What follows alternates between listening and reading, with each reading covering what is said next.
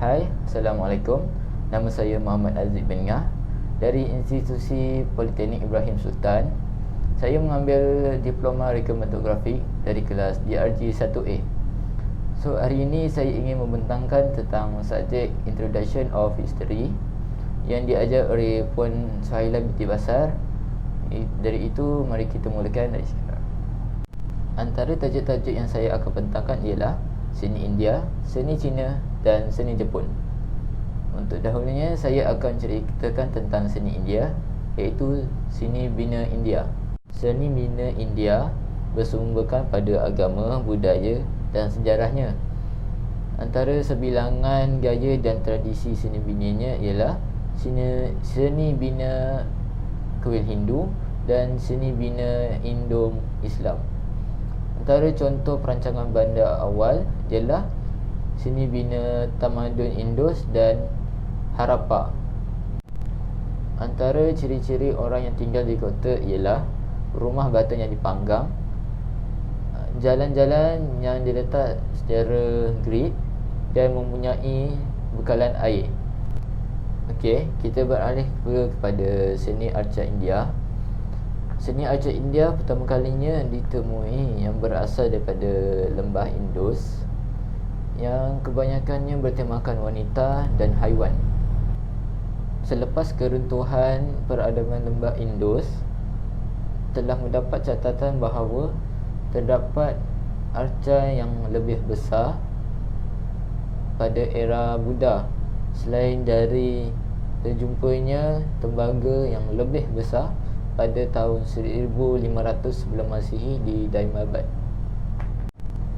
Pada abad kedua, dalam seni Gandhara Buddha, yang mananya sekarang menjadi Afghanistan Selatan dan Afghanistan Utara, dan dalam seninya arca adalah menjadi lebih jelas, yang menggambarkan kehidupan dan ajaran Buddha.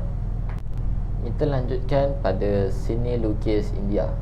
Seni lukis India mempunyai tradisi India yang sangat panjang, walaupun mempunyai iklim yang sedikit, tetapi contoh awalnya yang masih bertahan.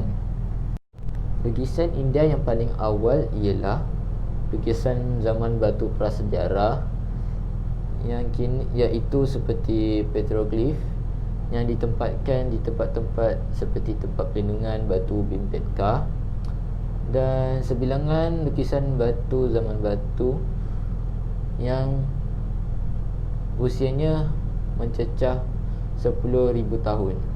Kita beralih pula kepada seni kaligrafi India, yang di mana pada awal abad kedua sebelum Masihi yang banyak digunakan, antaranya ialah sebagai teks agama dan sebagai bentuk komunikasi asas pada zaman dahulu.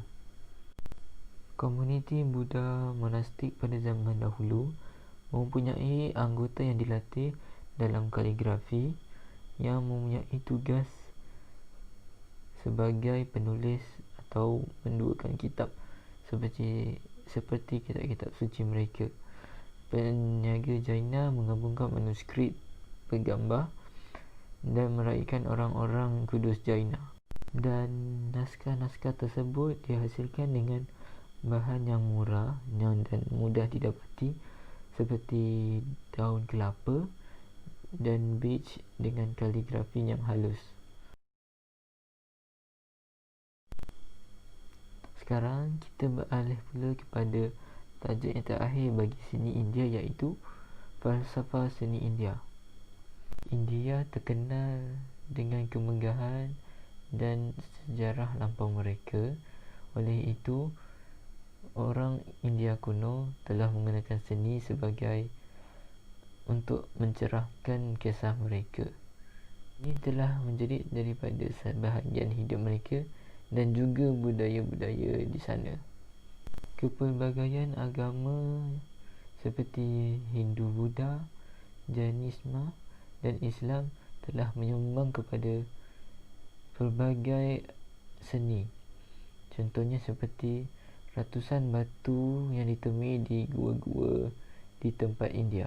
Terdapat ekspresi seni yang berbeza di India, disebabkan mereka di sana mempunyai pelbagai budaya, agama yang dianuti, wilayah dan tokoh-tokoh ikutan. Monumen-monumen yang besar yang ditemui di sana merupakan hanyalah karya para seniman kuno yang menakjubkan yang ditemui di sana. Seterusnya, kita beralih pula kepada seni Cina.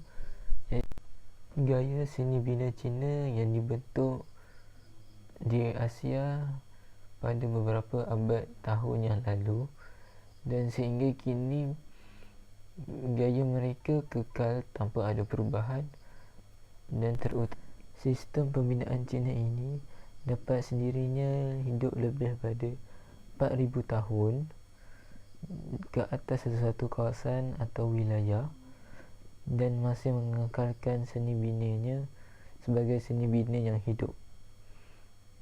Antara ciri utama seni bina Cina ialah mempunyai bumbung yang menonjol, bercerun dan bercuram, dan mempunyai cucur bumbung. Seterusnya, kita beralih pula kepada seni arca Cina, iaitu seni arca Cina merupakan seni yang diamalkan oleh Cina atau seniman Cina. Seni Cina di Republik Cina dan seni Cina dari luar negara Cina merupakan sebahagian daripada seni Cina kerana mempunyai asal usul dari Cina atau bertemakan dan mencirikan budaya mereka. Seni zaman batu yang merupakan berasal daripada 10,000 tahun sebelum Masihi, yang kebanyakannya terdiri daripada tembikar dan patung yang sederhana. Awal seni Cina seperti sejarah Cina, mereka menggunakan pergantian dinasti maharaja yang berkuasa yang berlangsung secara beberapa ratus tahun. Seterusnya, kita beralih pula kepada seni lukis Cina. Lukisan Cina merupakan lukisan yang berterusan tertua di dunia, dan maksud lain daripada perkataan lukisan tradisional ialah lukisan nasional dan lukisan asli.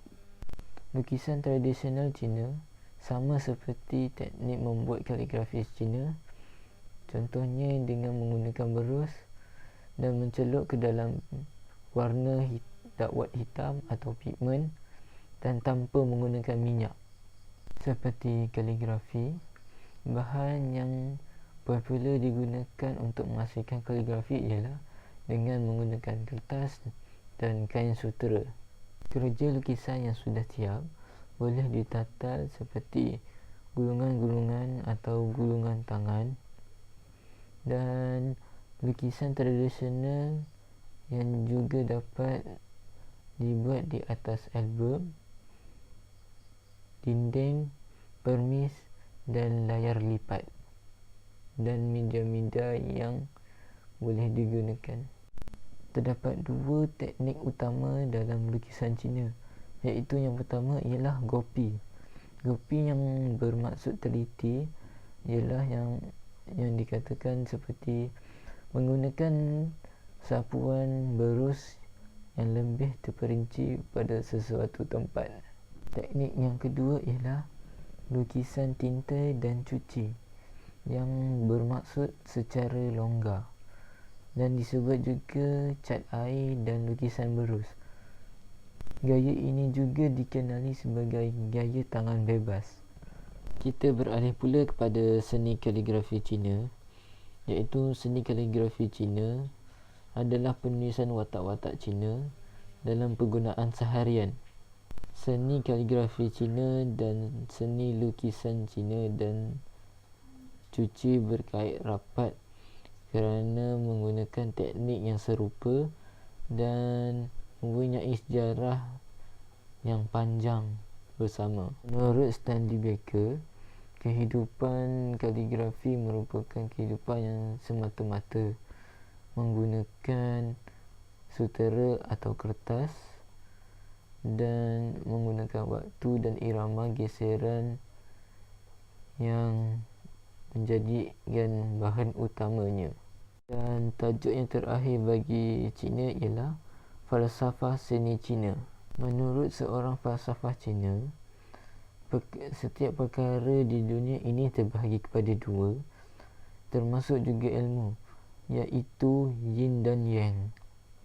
Yin dan yang adalah simbol keharmonian yang bertentangan antara satu sama lain, yang meliputi pasangan alam. Sebagai contohnya, pasangan lelaki dan perempuan, gelap dan malam, dan panas dan sejuk. Oleh itu, manusia harus dididik bagaimana cara untuk berkomunikasi di antara masyarakat dengan melalui adat dan istiadat. Jika wujudnya saling hormat menghormati antara satu sama lain, maka kita akan hidup dalam keadaan aman dan harmoni bersama masyarakat dan keluarga. Kita beralih pula kepada tajuk yang terakhir, iaitu Jepun, seni bina Jepun. Seni bina Jepun yang bercirikan struktur kayu yang ditinggikan oleh tanah dengan berbumbungkan jerami dan jubin. Pintu gelangsan yang digunakan di dinding disesuaikan untuk majlis tertentu. Pada abad ke-19, Jepun telah memasukkan banyak seni bina barat moden yang menjadikan Jepun adalah pengeluar teknologi seni bina yang canggih pada zaman ini. Seni bina Jepun yang paling awal dapat dilihat pada zaman prasejarah ialah di rumah pit dan kedai sederhana yang disesuaikan dengan keperluan populasi pemburu pada zaman tersebut. Tajuk yang seterusnya ialah seni arca Jepun. Patung Jepun bermula daripada patung tanah liat. Arca Jepun yang mendapat pengaruh budaya jalan sutera dan pengaruh kuat dari arca Cina dan pengaruh barat diterima sejak zaman Meiji. Arca-arca yang dibuat di kedai tempatan yang digunakan untuk mengukir dan melukis, dan sebilangan patung arca yang ditemui ialah di hadapan halaman rumah dan dinding yang menjadi kepentingan. Bahan yang digunakan secara tradisional yang digunakan ialah logam, kayu yang sering dipermis, disepuh dan dicat. Seterusnya, kita beralih pula kepada seni lukis Jepun. Lukisan adalah ekspresi seni yang disukai oleh orang Jepun yang diamalkan secara amatur atau profesional. Orang Jepun menulis menggunakan pena dan mereka lebih akrab dengan menggunakan berus untuk melukis. Ini menjadikan mereka lebih peka terhadap nilai dan estetika sesuatu karya. Gaya cetakan kayu menjadi bentuk utama mereka dan teknik yang disesuaikan untuk menghasilkan cetakan warna-warni. Kita beralih pula kepada seni kaligrafi Jepun. Seni kaligrafi Jepun dikenali sebagai shodo dan suji, yang merupakan bentuk kaligrafi tulisan artistik dari bahasa Jepun. Kaligrafi yang paling dihormati di Jepun ialah Wang Zixi, seorang kaligrafi Cina dari abad ke-4. Setelah penemuan hiragana dan katakana, iaitu suku kata seni Jepun, ia telah dikembangkan dan dijadikan kaligrafi yang unik pada Jepun. Istilah Shodo yang berasal dari China kerana ia digunakan secara meluas untuk menggambarkan seni kaligrafi China semasa dinasti Tang abad pertengahan. Kita berakhir kepada tajuk yang terakhir, iaitu falsafah seni Jepun. Menurut falsafah Confucius, lukisan-lukisan adalah mengenai dewa-dewa dan makhluk-makhluk kepercayaan tradisional, dan arca-arca Buddha yang terbesar diperbuat daripada batu dan diletakkan di tokong-tokong pada zaman dahulu. Dan juga menurut agama Buddha, iaitu konsep mereka, catatan-catatan yang berasal dari Jepun berdasarkan perhubungan manusia dengan alam semula jadi. Dan ini merupakan laman web dari mana saya mendapatkan sumber-sumber maklumat atau info untuk membuat penerangan ini. Itu sahaja dari saya. Sekian, terima kasih.